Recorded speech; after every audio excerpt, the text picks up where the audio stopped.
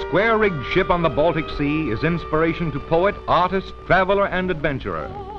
It is synonymous with the Scandinavian peoples, the Swedes in particular.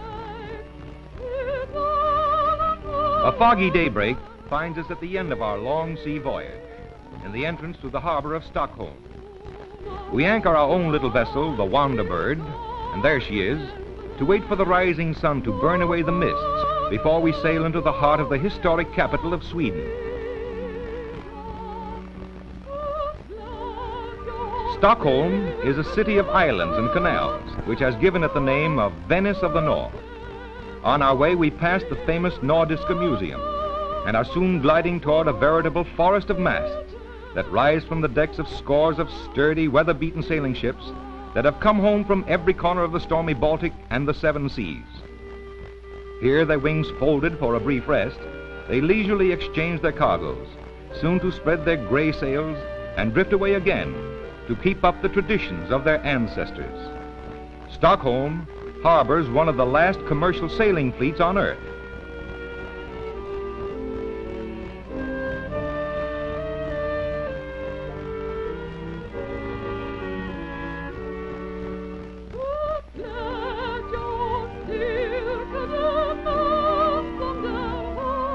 These are the city's ferry boats, which ply like white swans through many canals with the regularity of streetcars. Stockholm is built largely on about 30 islands and is sometimes called the city between bridges. From atop the towering spire of the City Hall, we get a gull's eye view of this metropolis of the North. Its occupation dates back 1,000 years.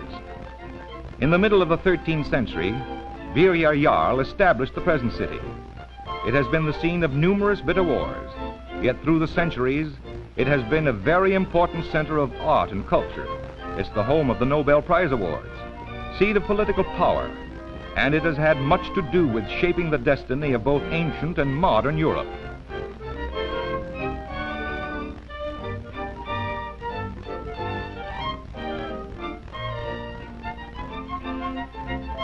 In certain respects, the city is ultra-modern. Modernistic is a more appropriate term. These are apartment houses, each with its own balcony and separated by plain but artistic partitions.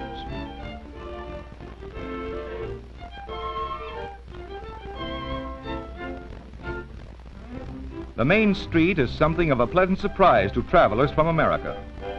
Although the traffic moves without apparent difficulty, no automobile horns are allowed to be used, nor is any person permitted to smoke while driving. Pedestrians are given all the breaks in Stockholm. Something to think about.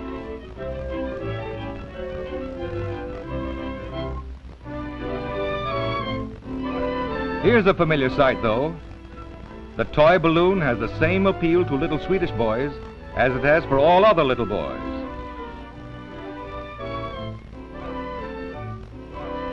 One of the most interesting and attractive of all the buildings is the City Hall. A product of recent times, it is considered one of the finest examples of modern architecture and has given its designer, Ragnar Östberg, an international renown. Its spire rises high above the city, crested at its lofty top with the 3 golden crowns of the Swedish coat of arms. Its picturesque colonnades, with their artistically symmetric shadows, fascinate all who see them. Surrounding is an attractive park, at the edge of which the blue waters of Lake Mälaren flow out to the Baltic Sea. The architecture is a pleasant mingling of Swedish and foreign influences, particularly Venetian.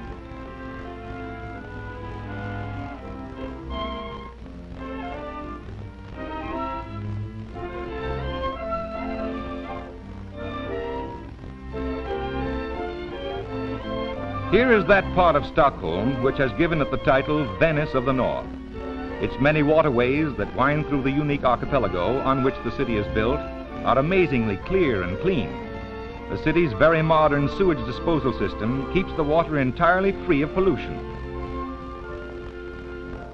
The old town, of which we here have a lofty view, still retains many medieval features and is rich in native picturesqueness.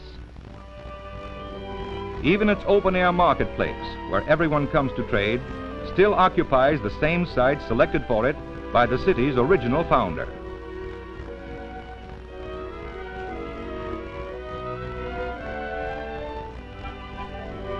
The streets are surprisingly narrow, some not more than 10 feet wide. These are necessarily closed to all forms of traffic except pedestrians. Archways occasionally permit the streets to go right through houses, and sunshine seldom reaches the age-worn paving, except for a few brief moments at midday. Stockholm also has its own variety of Coney Island. It is called Tivoli Park. There are free band concerts and vaudeville shows, also Swedish merry-go-rounds. But most unique of all are the Ferris wheel swings propelled by the rider's own exertion. Apparently, young Sweden's idea of the man on the flying trapeze.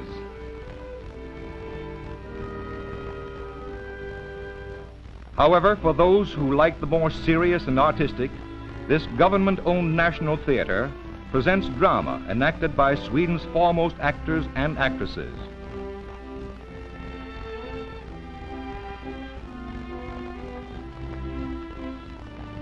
In keeping with their noiseless street traffic, here is how they solve the problem where 27 main roads intersect in the city. By means of circles and ramps, the autos, streetcars, and other forms of traffic flow continuously and without a jam. Something else to think about. These are kilns in which some of the beautiful Swedish pottery is baked and hand-painted by women who are artists in their profession. Notice the earphones they wear, providing radio entertainment while they work. In some of these plants, you can find pottery in most every form, from beer mugs to pink elephants, or exquisitely delicate medieval princesses.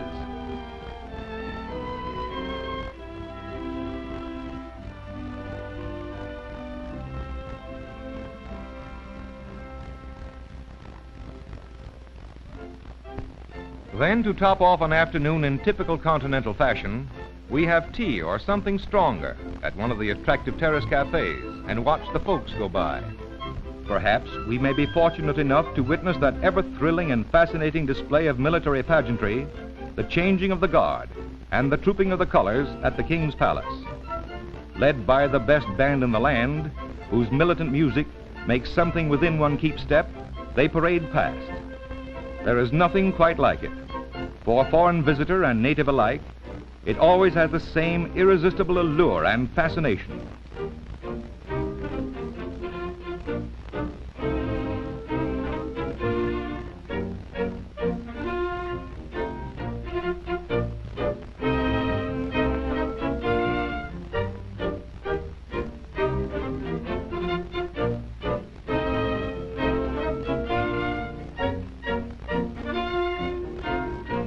When it's over, we return to our glasses or our cups. Somehow the day has slipped away into that limbo of things not forgotten. Night is settling on the medieval spires and blue canals. Most of the busy little craft that through the day had chugged or glided along the winding waterways have come to rest in their own respective anchorages. Even the parks are deserted. All is quiet. And so in our very best Swedish, we say, Adjö Stockholm, the Venice of the North.